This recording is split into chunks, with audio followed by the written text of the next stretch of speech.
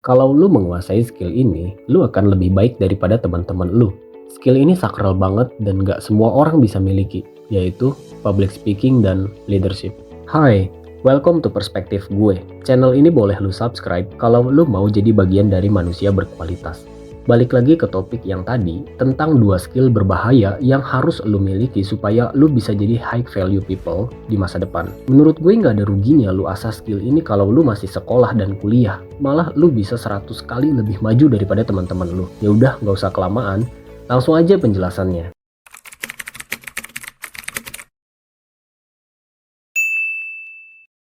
Gue yakin lo pernah dengar pepatah bahwa kata-kata bisa merubah dunia. Nah, itu bener banget.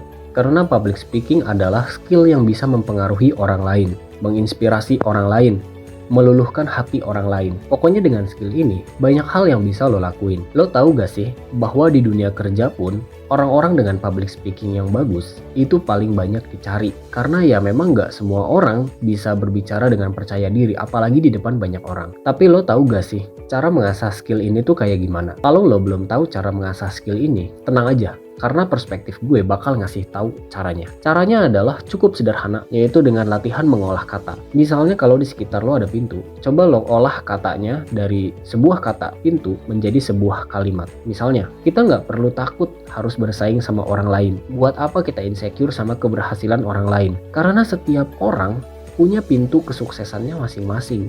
Dan seharusnya gue juga punya pintu kesuksesan gue yang bakal gue capai meski harus banyak berkorban. Ya intinya entah apa aja yang lo omongin itu nggak apa-apa. Karena dengan terbiasa mengolah kata, lo akan bisa memiliki public speaking yang bagus. Oh iya, kalau lo bisa, lo latihnya sambil direkam, sambil berbicara di depan kaca, supaya lo juga tahu perkembangan lo itu udah sejauh apa. Kalau lo udah lakuin dan dirasa udah bisa, harusnya lo udah bisa retorika. Retorika itu adalah seni dalam berbicara. Jadi kalau lo ngomong pakai retorika, itu nggak asal alias ada seninya. Retorika ini tuh udah ada dari zaman Yunani kuno. Dan retorika ini dikenalkan oleh Aristoteles sebagai bapak retorika. Tetapi jauh sebelum Aristoteles, itu ada yang menemukan istilah retorika. Namanya adalah Georges 480 sampai dengan 370 sebelum Masehi. Kalau nggak salah, itu juga kalau salah ya koreksi aja. Kalau lo belum puas sama hasil yang lo raih, alias skill ini terlalu mudah buat lo bisa melatih skill ini dengan bahasa lain, misalnya dengan bahasa Inggris. Percaya sama gue, kalau lo bisa menguasai public speaking ini dalam bahasa-bahasa yang lain, dunia ada dalam genggaman tangan lo. Skill selanjutnya adalah leadership. Menurut perspektif gue, skill ini sakral banget.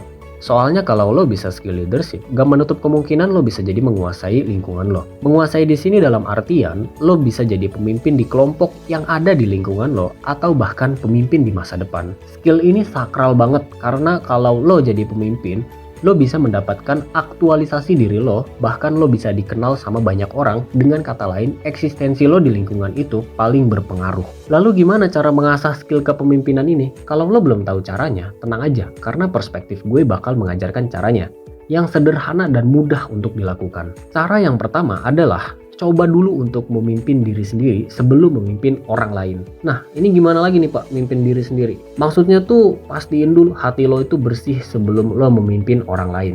Karena yang lo pimpin itu adalah manusia, bukan hewan, apalagi tumbuhan. Manusia itu kompleks banget. Mereka punya pemikiran, punya psikologis yang harus lo sejahterakan kalau lo mau menjadi pemimpin. Cara memimpin diri sendiri adalah dengan membangun kebiasaan baru lo yang lebih positif. Kalau lo nggak membangun kebiasaan seorang pemimpin, kayak misalnya lo bangun tidur, terus lo scroll TikTok, terus tidur lagi, terus lo sarapan, terus lo TikTokan lagi, cuma liatin hal-hal yang nggak bermanfaat untuk lo, jangan harap lo bisa jadi pemimpin. Kebiasaan seorang pemimpin itu bisa lo lihat dari kebiasaannya Elon Musk. Sebenarnya banyak pemimpin-pemimpin yang bagus, tapi dalam hal ini gue ambil contohnya Elon Musk aja. Elon Musk bangun pada pukul 7 pagi, langsung mandi, nggak ngumpulin nyawa apalagi scroll TikTok dulu 5 menit. Karena menurut Elon Musk, rutinitas mandi memberikan dampak yang positif untuk melewati harinya. Selanjutnya Elon Musk biasanya ngopi dulu pagi-pagi untuk ningkatin mood dia sebelum dia kerja. Kalau ditanya Elon Musk sarapan atau enggak, biasanya sih enggak. Tapi kalaupun emang dia sarapan, biasanya dia sarapan omelet aja. Habis itu dia berangkat kerja. Elon Musk mengklaim jika dirinya bekerja selama 85 hingga 100 jam setiap minggunya. Setidaknya ada 42 jam yang dia habiskan di Tesla dan 40 jam sisanya dia habiskan di SpaceX. Setelah melewati rutinitas harian, Elon Musk baru akan tertidur pukul 1 dini hari. Meskipun tidur tengah malam, ia hanya tidur selama 6 hingga 6,5 jam dan kembali bangun pada pukul 7 pagi besok harinya. Nah, tadi itu kan Elon Musk.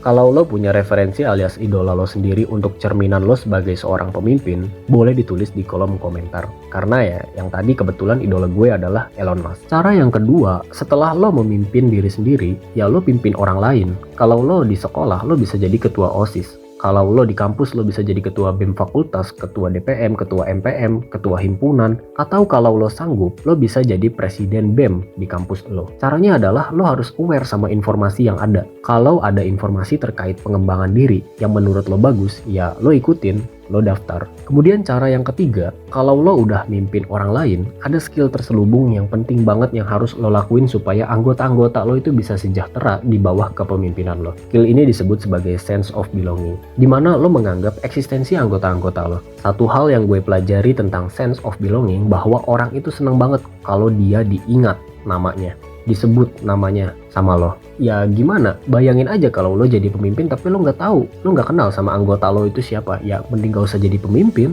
Tapi kalau lo ingat nama anggota lo, kalau lo sebut nama anggota lo, dia ngerasa dimilikin sama lo dan dia bakal jadi lebih respect sama lo. Itu artinya lo sukses jadi seorang pemimpin.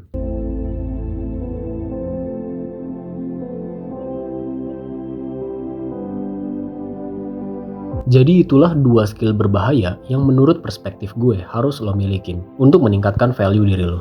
Kalau lo ada sanggahan atau tambahan atau komentar lainnya, boleh lo tulis di kolom komentar. Kalau lo suka video kayak gini, silahkan klik like dan subscribe.